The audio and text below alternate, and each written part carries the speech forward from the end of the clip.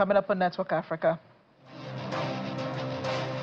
Bandits invade church in Kwara State, kill at least 2 worshippers and abduct others. United Nations urges immediate release of abducted Nigerian schoolgirls in Kebbi State.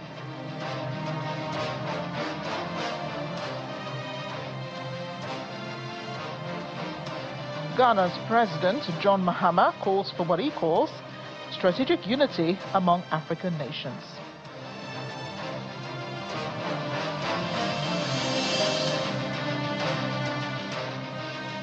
Hello everyone, and thanks for joining us. I'm Amarachi Ubani. We begin with security issues here in Nigeria. A violent bandit attack in Ekiti local government area of Kwara State has left at least 2 people dead, 1 person injured, and an unspecified number of residents abducted. Eyewitnesses say heavily armed attackers stormed the community yesterday evening, forcing many residents to flee into nearby bushes for safety. Locals described the assault as sudden and intense, with gunfire erupting across the area.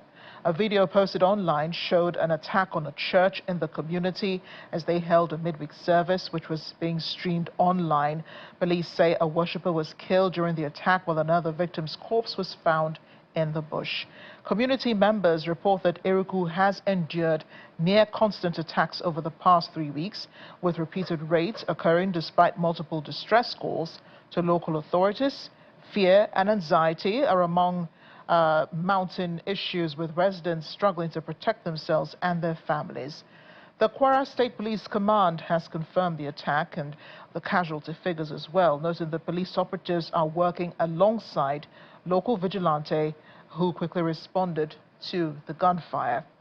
According to the police public relations officer Adetun Ejire Adeyemi, the swift action by operatives and their allies forced hoodlums to retreat into the bushes, preventing further immediate harm. We'll also hear from the Kwara State Governor Abdurrahman Abdurazak, who's condemned the attack, calling for urgent reinforcement of security across the Eruku axis. He's requested the immediate deployment of additional security personnel to curb the new wave of violence and restore calm in the area. He assured residents the state government will continue to support security agencies in safeguarding lives and protecting property across Kwara State, pledging ongoing efforts to prevent further attacks. Well, staying with security issues, the United Nations has condemned the kidnapping of more than 20 girls from a school in the town of Maga in northwestern Kebbi State, calling for their swift release. UN Deputy Spokesperson Farhan Haq noted the tragic incident is yet another stark reminder of the urgent need to protect children, schools, and the personnel they rely upon to learn safely. The girls were kidnapped before dawn on Monday when gunmen attacked the dorm at the Government Girls Comprehensive Secondary School. The UN Children's Agency, UNICEF, has called for those responsible for the incident to be held to account in accordance with national and international standards. To Nigeria, we urge the swift release of 25 schoolgirls abducted following a reported attack on Monday on a girls' school in northern Nigeria. In a statement, the UN Children's Fund stressed that this tragic incident is yet another stark reminder of the urgent need to protect children, schools, and the personnel they rely upon to learn safely. UNICEF underscored that it continues to work with government partners, civil society, and communities to strengthen child protection systems and promote safe, inclusive learning environments across Nigeria. But these systems must be enforced to prevent future tragedies. The agency also calls for those responsible for this incident to be held to account in accordance with national and international standards. We have put the Nigeria security situation front burner today on Network Africa. Let's bring in now security consultant, Barrister Mike Ejiofor. He joins us from Abuja. Barrister Ejiofor, thank you for joining us on the program today. You've had an immense and large experience, with issues like this. And I know that, when you talk about security agencies showing up at the scene of the attacks, it almost seems like they're coming after the attacks have happened. But the Kwara State government says, or the police command says, it did show up while these attacks were going on, and they were able to repel these bandits or gunmen, whatever we decide to call them, from further continuing their attacks. What do you make of what has happened in Kwara State? Well, it's quite unfortunate that we'll continue to witness these attacks. And I think the simple reason is escalating, is possibly the threat made by the US president that was going to fish out these people and eliminate them. And I expected, of course, I think the government is into diplomatic talks with the United States. We should be able to engage them in talk.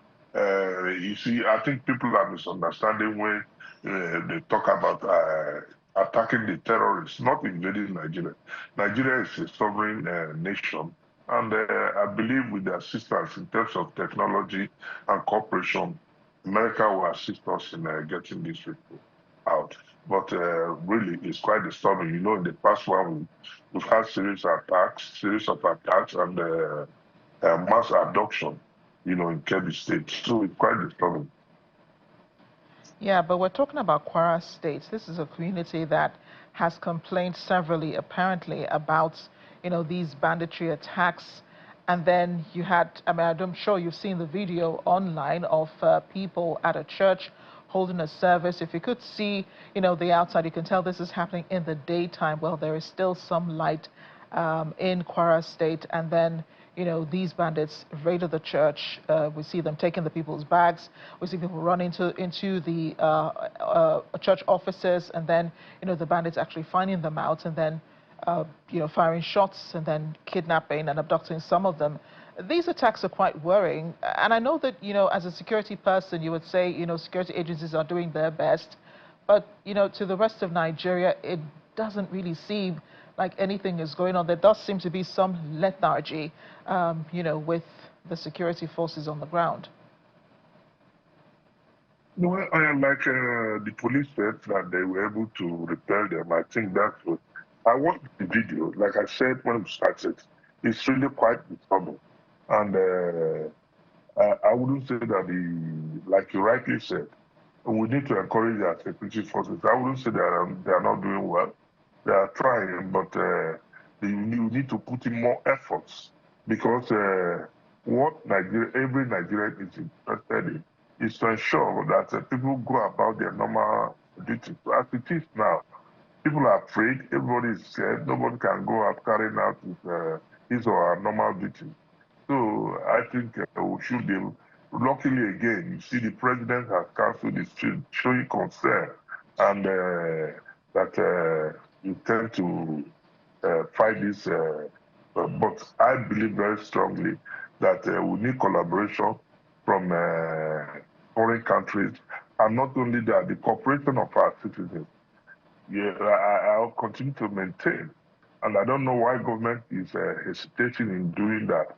We need this issue of the state police because they tend to know the locality more than people who are operating from the regular forces and all this. So we need to change our tactics. We can't continue to do the same thing and expect a different result.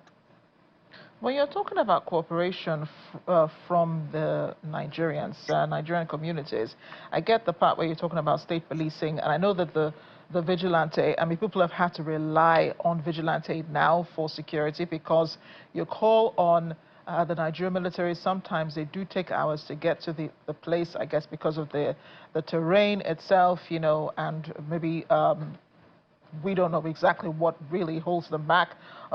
But the other cooperation you're talking specifically, as you say, the Nigerian government needs to do more, security forces need to do more. Specifically, what can they do? This area has already been identified as having been attacked severally by these bandits. What specific steps can they take to protect people here? Yes. Yeah, this area, like you said, has been very vulnerable to attacks. So the cooperation, you see, for instance, we're talking about Kwara now, but look at what happened in Kebbi. reports we are getting, in fact, the governor emphasized and maintained that the intelligence was provided by the State Security Service. But I don't know what happened along the way. So that's why I said that we need cooperation from the citizens, and they also need to be conscious of the environment. Again, look at the issue of the vigilante. Their strength, their firepower is limited. You don't expect people with Dane gun and double barrel gun to be confronting people with AK-47 submachine guns and all this. So that's why I say that we need to establish state police that will be properly equipped, properly armed, so that they can contain these people. Don't forget that we have a lot of ungoverned spaces. You know, Kwara, Kogi, they have large expanse of land that are not covered. But with the state police and the local government administration, that has become very ineffective. The local government administration, you see some of them, they just come and take their allocation and off they go. There's no presence of governance in that. So, but with the state police and the local government, there should be presence of all these people around them. Well, I hope you're okay. Thank you again, Barrister Michael Joffa. Appreciate your thoughts, your analysis on this issue. Thank you. Thank you very much. Moving on to Ghana, the President, John Mahama, has called for strategic unity among nations of the continent at the Pan-African Progressive Forces Conference holding in Accra. The President also emphasized that the fight for Africa's dignity includes climate change action, stating the region's demands and deserves both development and sustainability. The Pan-African Congresses aim to redefine Pan-Africanism in a changing world by strengthening institutions like the African Union, promoting Pan-African education and media, advocating for local resource ownership and climate-conscious development, and collaborating with the Global South to support a multipolar world order. Ghana has always been the heartbeat of the Pan-African agenda, and under our renewed leadership, we continue to uphold the principles that guided Nkrumah and his contemporaries. Our vision for a reset Ghana is inseparable from the vision of a reset Africa, an Africa that owns its own development, mobilizes its resources, and believes in its collective strength.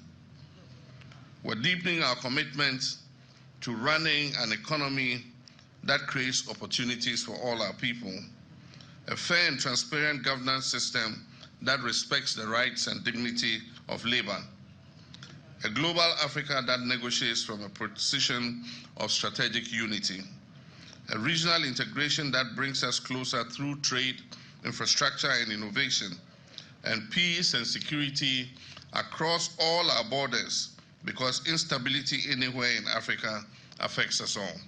In this century, the fight for Africa's dignity includes the fight for climate justice.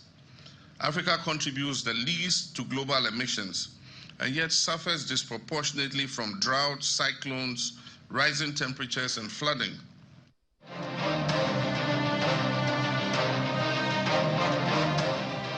Welcome back, everyone. Still watching Network Africa.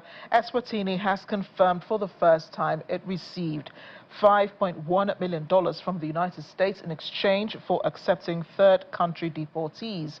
The country, ruled by King Eswatini III, has faced strong criticism from human rights groups for striking the deal with President Donald Trump's administration.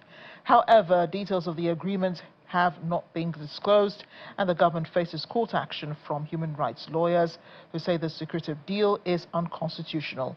Eswatini is one of the several African nations that have agreed to receive deportees as part of President Trump's crackdown on illegal immigration in the U.S.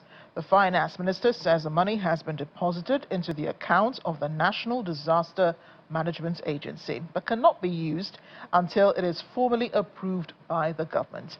At least 15 deportees have been sent to Eswatini, with the agreement reportedly allowing for up to 160 people. Tanzania's President Samia Hassan has acknowledged the violence that followed the country's disputed presidential election in October could hurt access to international funding. Speaking as she swore in her new cabinet, Ms. Samia warned that the violence could set the country back and the country's image for stability has been stained. However, she urged officials to focus on raising funds from domestic sources. President Samia was declared winner of the October presidential poll with 98% of the vote, but the opposition was barred from contesting, denouncing the election as a mockery of democracy. Beyond our shores, but focusing still on Africa, the COP30 presidency has released the first draft decision on the ongoing climate conference in Belém, Brazil. Invoking the Brazilian-Portuguese concept of mutirão, meaning a spirit of collective effort, the COP presidency has called the first draft global mutirão, uniting humanity in a global mobilization against climate change. Meanwhile, the Nigeria Ministry of Regional Development has launched an integrated climate action on Tuesday, a day that was tagged Nigeria Day at the COP. Our correspondent Ayola Kasim reports. Nigerians and delegates from other countries, despite the high temperatures in the pavilion area, trooped to the Nigerian stand on the second Tuesday of COP30 to mark the Nigeria Day. First, the Minister of Regional Development launched a 5-year integrated climate action plan for driving investment for the development of the country's regions, in line with the Paris Agreement. Well, in 5 years' time, we expect that the ministry will be able to draw from carbon financing. We'll also be able to get green funding in order to address some of these challenges in all the regions. During Nigeria Day, delegates hold discussions on climate actions, national initiatives, and high-level dialogues. Government officials say this is a day to market the country. It's an opportunity for us to actually, have that cultural exchange, knowledge exchange, technological exchange, so that we advance our own activity at home. So it is not a jamboree, it is an opportunity for us to learn. But with hours ticking down towards the end of the talks, decisions on many issues still hang in the balance. One of these is on connecting the 3 Rio conventions addressing climate change, biodiversity loss, and land degradation. 1 or 2 parties are thinking that it's at the early stage for there to be a draft text. So there have not even been a draft text yet because, it's still a substance, it's still at the technical level. So there's no draft text yet. So we are trying to push to see that at least let's leave COP30 with a draft text. Meanwhile, the COP30 presidency has released a first draft called Mutirão Decision. It summarizes the consideration of countries' national plans and the obligation of developed countries to provide climate finance and unilateral trade measures.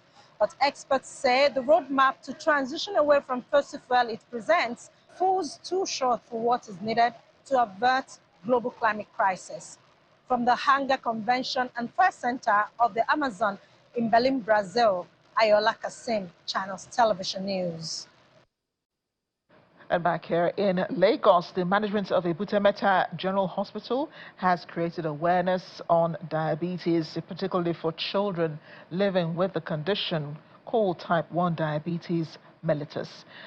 The managing director of Ebute Metta General Hospital, Dr. Folakemi Irewole Ojo, who led the health campaign exercise, appealed to government to provide medical assistance and free medication for children living with diabetes. World Diabetes Day is an annual global campaign to raise awareness about diabetes mellitus, its prevention and its management. Senior management staff of Ebute Metta General Hospital is also carrying out awareness campaign on the deadly disease with a strong message of no child or young adult with diabetes should die or be denied optimal care. It's worthy to know that it's not only adults that have diabetes, children also have diabetes. And we are pediatric endocrinologists, pediatric and adolescent endocrinologists. We manage children that have diabetes. The centers that manage diabetes in Lagos, which includes Lagos University Teaching Hospital, Lagos State University Teaching Hospital, Mercy Street Children's Hospital. There's also an opportunity for those in attendance, including children and adults, to check their sugar level. After the checkup, the team took to the streets for a 10-kilometer walk, informing the public about how to care for themselves.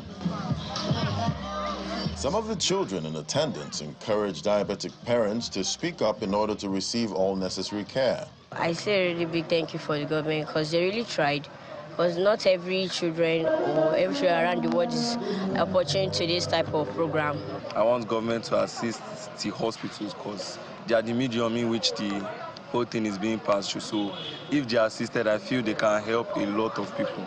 Medical experts ask government to support children with diabetes and prevent stigmatization. When children have diabetes, majority of them have type 1 diabetes. In type 1 diabetes, they don't have insulin in their body, so they have to be given insulin. They live on insulin injections. Now, insulin injections presently is very expensive, and so we want the government to help with subsidizing or supplying them with insulin. We want to let people know that they should not be stigmatized. They are normal children, just like other children would have other illnesses. They are just living with diabetes, and we must all come together to support them. This year's theme, Diabetes Across Life Stages, recognizes that every person living with the condition should have access to integrated care, supportive environments, and policies that promote health, dignity, and self-management. It is led by the International Diabetes Federation and is co-introduced by the World Health Organization. Each year's event focuses on a specific theme, and activities highlights both the importance of preventive measures and the need for accessible quality care for those living with the condition.